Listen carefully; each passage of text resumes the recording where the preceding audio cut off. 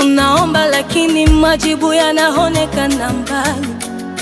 Watu wakikuona wanahisi umeanguka, wanasema labda neema imeisha juu yako. Unajilaumu kwa makosa ya jana, unahisi kama mbingu imekaa kimya. Lakini safari ya imani si tambarare, ni njia yenye vilima na mabonde. Mungu hufundisha kupitia nyakati ngumu, na humlea mtu kwa njia asiyoitarajia. Wokovu na mwamba, lakini pia kivuli. Imani hujaribiwa kama dhahabu motoni. Upepo kivuma, bahari huchafuka.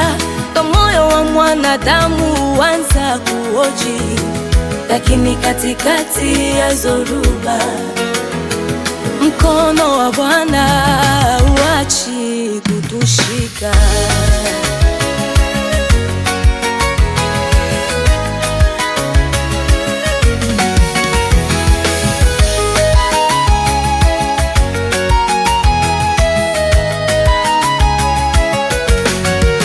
Wapo watumishi wanaotabasamu madhabahuni, lakini wanapigana vita moyoni mwao. Ni auona utukufu wa nje, hayo ni machozi ya siri. Lakini kila somo lina kusudi, kila jeraha lina fundisho. Nilipita mahali pa kukata tamaa, nikazani safari yangu imefika mwisho. Lakini hapo ndipo nilipojifunza kuwa Mungu hajengi bila kuvunja kwanza, kunyanyua kwa wale waliokubali kufinyangwa. Sasa ninaelewa pole pole, njia zake si kama mawazo yetu.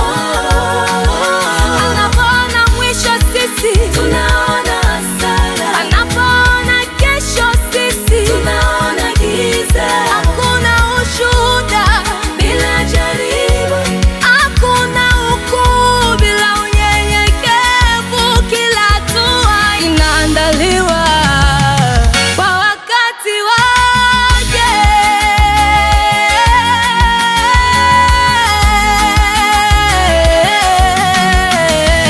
Nimeacha kupambana na mapenzi yake, nimeamua kuamini hata nisipoelewa.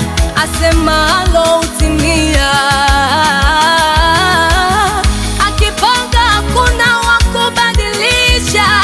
Yeye ni Mungu juu ya yote, na makusudi yake ni mema.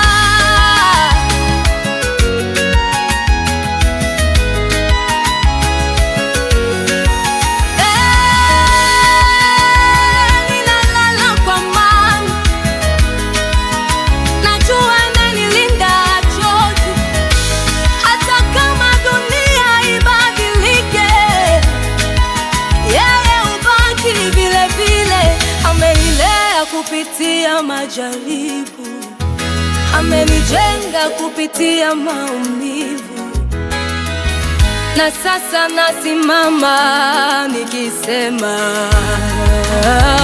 ninaamini njia zake.